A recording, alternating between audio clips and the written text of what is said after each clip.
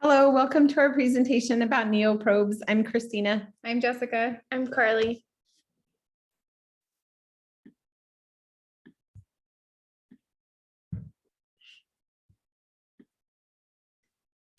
Okay. We are going to be talking about the neoprobe, which is also known as the gamma probe, gamma pin, and sentinel probe. Okay. So the neoprobe just allows the surgeon guidance to find the sentinel node, which is the first node, hypothetically, that has cancer in it. He does use radiation. So the probe is used to determine where the hottest area is, where the sentinel node is. There is a pitch, the audible signal, as well as the count rate on the digital display that can show him he's in the right place. There will be a skin mark that is put on the skin to show the surgeon exactly where to cut, where it's over the hottest node.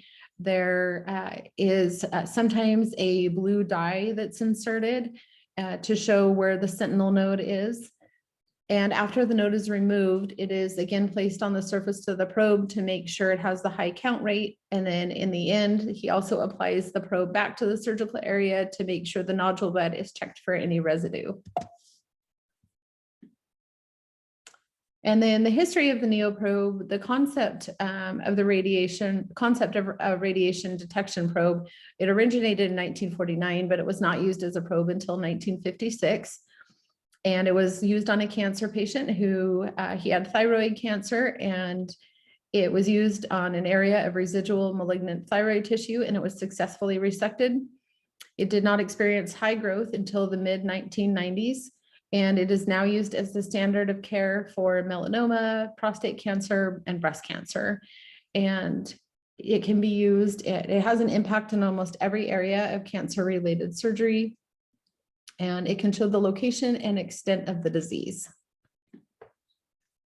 So technological foundations, the neoprobe or gamma probe is a handheld device that is used intraoperatively following an injection of a radiotracer. So a radiotracer is a drug that is used to highlight internal organs or veins. And the neoprobe helps to locate lymph nodes by detecting this radiation. The neoprobe is able to detect presence of gamma rays that are emitted from radioactive isotopes. Isotopes are elements with similar chemical makeups and anatomic numbers, but they have different anatomic weights.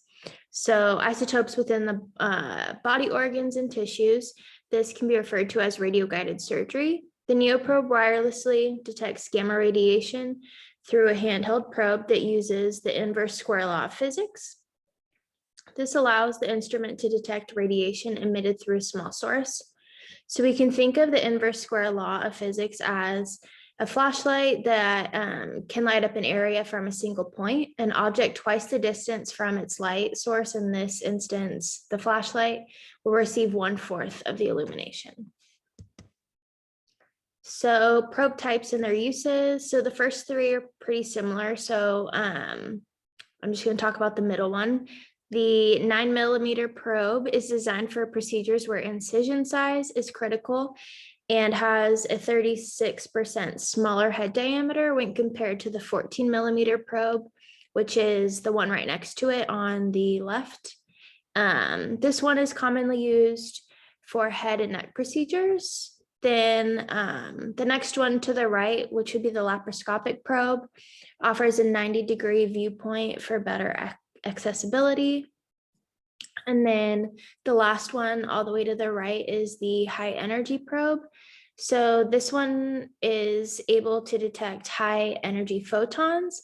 The radioactive isotope fluorine-18, the most commonly used radioactive isotope used in PET scans, and is injected to help diagnose cancer, heart disease, and epilepsy, but this one isn't Bluetooth. So this is basically just what the console looks like. So we have the power button, and then right next to it, we have what's called the count bar. So this gives an audible signal. The beeping increases as the counts increase. So we can think of this as like a metal detector Right below that, we have the binary pitch. So this turns off the count bar, but still has the audible signal.